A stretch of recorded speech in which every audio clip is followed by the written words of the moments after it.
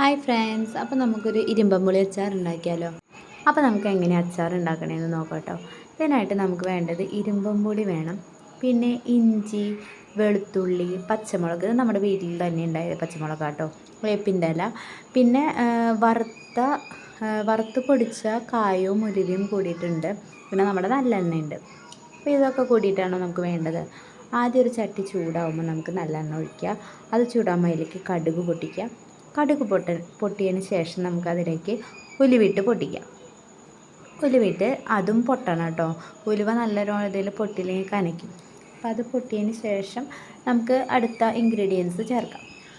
അപ്പോൾ അടുത്തതായിട്ട് നമുക്കിതിലേക്ക് ഇഞ്ചി ചേർത്ത് കൊടുക്കാം, വെളുത്തുള്ളി ചേർത്ത് കൊടുക്കാം. ഇത് രണ്ടും നല്ല രീതിയിൽ യോജിപ്പിക്കാം. നല്ലോണം ഇളക്കാം കേട്ടോ. ഇതിളക്കി ഒന്ന് നല്ലോണം ഒന്ന് ഇളക്കി മൂത്ത് അതിൻ്റെ ഒരു പച്ചക്കുത്ത് മാറുന്ന ടൈം കണ്ട് നമുക്ക് നമ്മുടെ പച്ചമുളക് ചേർത്ത് കൊടുക്കാം. ഈ പച്ചമുളകും നല്ല രീതിയിൽ ഇളക്കാം. ആ പച്ചമുളക് ചേർത്തതിൻ്റെ കൂട്ടത്തിൽ തന്നെ നമുക്ക് വേപ്പിൻ്റെ ഇലയും കൂടി ചേർക്കാം. ഇതിൽ ഞങ്ങൾ പച്ചക്കായം ഇത്തിരി ചേർക്കേണ്ടതും നല്ല ടേസ്റ്റാണ് കേട്ടോ. അപ്പോൾ ഇതെല്ലാം കൂടി നമുക്ക് നല്ല രീതിയിൽ ഇളക്കി കൊടുക്കാം. നല്ലോണം ഒന്ന് മ്യൂത്ത് വരുമ്പോൾ നമുക്കതിലേക്ക് പൊടികൾ ചേർക്കാം. മുളക് പൊടി ഒരു 2 ടീസ്പൂണാണ് ഞങ്ങൾ ചേർത്തേക്കണേ. ഞങ്ങൾ ഇതിലേക്ക് ഇട്ടേക്കണ പച്ചമുളകിന് നല്ല എരിവുണ്ട് കേട്ടോ. ആ മുളക് പൊടി ഇതിലേക്ക് നല്ലോണം യോജിപ്പിച്ച് കൊടുക്കുക. അങ്ങനെ ഇത് നല്ല രീതിയിൽ ഇളക്കി ചേർക്കണം കേട്ടോ. ആ പച്ചക്കുത്തൊക്കെ ഒന്ന് മാറണം. പിന്നെ നമ്മൾ പൊടിച്ച് വെച്ചേക്കണ കായും ഉലുവയും കൂടിയിട്ട് ഇതിലേക്ക് ചേർക്കുക. ഇത് പൊടിക്കുക മീൻസ് ഞങ്ങൾ വറുത്തതിന് ശേഷം അത് അമ്മിയും ഇട്ട് ചതയ്ക്കുക ചെയ്തേക്കണം. അപ്പോൾ നമ്മുടെ കായം അങ്ങനെ ഉടഞ്ഞില്ല എന്ന് വെച്ച് പേടിക്കേണ്ട. ഇതിലൊന്ന് ഇളക്കി കഴിയുമ്പോൾ അത് താനെ അടിഞ്ഞോളും. അതിലേക്ക് മഞ്ഞൾപ്പൊടിയും ഉപ്പൊക്കെ ചേർക്കുക. പിന്നെ അതേ വെള്ളം ഒഴിച്ച് നല്ലോണം തിളച്ച് കഴിയുമ്പോൾ നമുക്ക് മെയിനായിട്ടുള്ള ഇരുമ്പമ്പുളി ഇതിലേക്ക് ചേർക്കാം. ഇരുമ്പമ്പുളി നല്ല രീതിയിൽ ഇളക്കാം.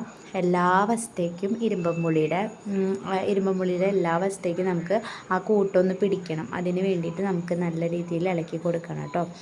ഇത് നല്ല ടേസ്റ്റുള്ളൊരു അച്ചാറാണ്. നിങ്ങളെല്ലാവരും ഒന്ന് ട്രൈ ചെയ്ത് നോക്കിക്കോളൂ. പിന്നെ ഇതൊക്കെ കൂടി ഒന്ന് ചേർത്ത് കഴിഞ്ഞ് നമുക്കിതിലേക്ക് വേണ്ട കാര്യമാണ് വിനാഗിരി. ഏതായാലും കുഴപ്പമില്ല. അപ്പോൾ പിന്നെ അത് നമുക്ക് 2 ടീസ്പൂണ് നമുക്ക് ആവശ്യത്തിന് വിനാഗിരിയിലേക്ക് ചേർക്കാം. പുളിയൊക്കെ നോക്കിയിട്ട് ഉപ്പ് നോക്കിയിട്ട് നമ്മൾ ചേർത്ത് കൊടുക്കുക. ഇത്തിരി പഞ്ചസാരയും കൂടി ചേർക്കുക. കാരണം ആ ഒരു ഉപ്പും എരിവൊക്കെ ഒന്ന് പുളിയൊക്കെ ഒന്ന് ബാലൻസ് ചെയ്യാനാണ്. ഇത് കഴിഞ്ഞ് അമ്മച്ചി ഈ ഉണ്ടാക്കി വെച്ചത് ചൂടാറിയതിന് ശേഷം ഈ അച്ചാർ ഒരു ചില്ലിൻ്റെ പാത്രത്തിലേക്ക് പകർത്തിയിട്ടുണ്ട്. ഇത് പകർത്തി കൊടുക്കുക.